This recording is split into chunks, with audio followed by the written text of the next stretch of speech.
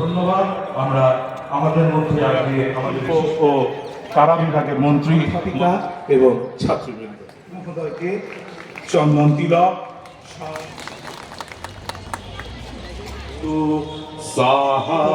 বিশেষ বার্ষিক পত্রিকা নহন্যতে যায়। এবার বিশেষ কলেজ কর্তৃপক্ষকে আজকে এই বিশেষ মুহূর্তে আমাকে এখানে আসার আমন্ত্রণ জানাই। এই সুন্দর অনুষ্ঠানে এখানে উপস্থিত আছেন স্বামী জ্ঞানলোকানন্দ মহারাজ, সচিব স্বামী বিবেকানন্দের পৈতৃক বাড়ি এবং সংস্কৃতি কেন্দ্র। এছাড়া এখানে উপস্থিত আছেন এখানকার বিধায়ক লীলাবতী শাহ মহাশয়। এখানে উপস্থিত আছেন এই কলেজে প্রিন্সিপাল অধ্যক্ষ গৌতম সেন মহাশয়।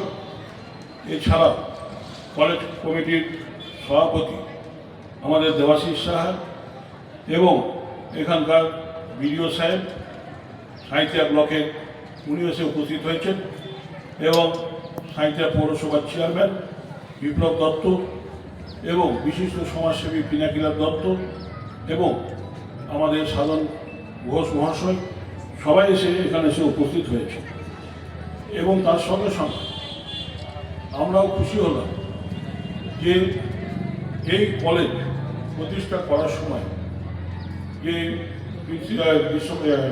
বর্ধমান ইউনিভার্সিটি অ্যাপ্লিকেশন পাওয়ার জন্য যে টাকার দরকার ছিল, তখন নানা অসুবিধার মধ্যে থেকেও সোনার গয়না বিক্রি করে যে সারদা আমাদের যিনি ছিলেন তারই ওয়ারিশ এখানে এসে উপস্থিত হয়েছে।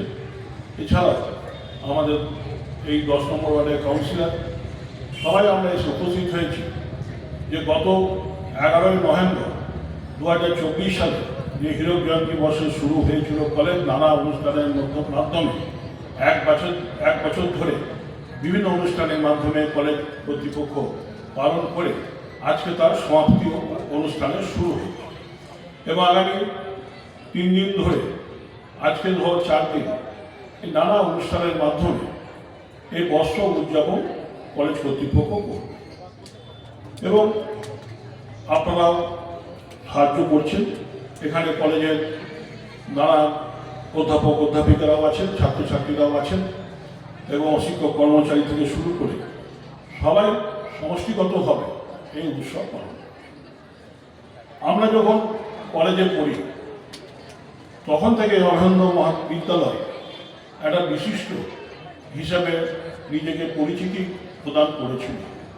যে আমরাও দেখতাম আমাদের যারা বন্ধুবান্ধব ছিল অনেকেই এই কলেজে পড়তেন, তাদের কাছেও শুনতাম, নানা গল্প শুনতাম কলেজ কতটা এগিয়ে আছে এবং এই 7 বছর ধরে এই সাঁইথিয়া বা সাঁইথিয়ার আশেপাশে এলাকার ছেলেমেয়েরা এখান থেকে তৈরি হয়ে তারা বিভিন্ন জায়গায় দেশ বিদেশে তারা ছড়িয়ে আছে, তারা জ্ঞান অর্জন করে চলে গেছে এবং আমরা আশা রাখি সামনের দিনও এই কলেজ নিজের যেভাবে অতীতে মাথা উঁচু করেছিল জেলার মধ্যে বিশিষ্ট কলেজ হিসাবে, সামনের দিনেও সেভাবে এই কলেজ মাথা উঁচু করেই থাকবে এবং এই এলাকার ছেলে মেয়েদের শিক্ষার সুযোগ করে দেবে।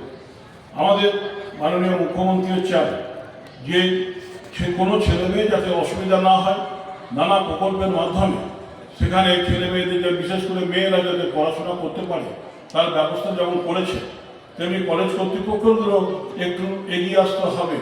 ছেলেদের যাতে কোনো অসুবিধা না হয়, ছেলে মেয়েরা যাতে সুষ্ঠুভাবে পড়াশোনা করে নিজেদের ভিত তৈরি করতে পারে এবং নিজেরা মাথা উঁচু করে যাতে জগৎ সবাই নিজেদের জ্ঞান বিতরণ করতে পারে তার ব্যবস্থা করে।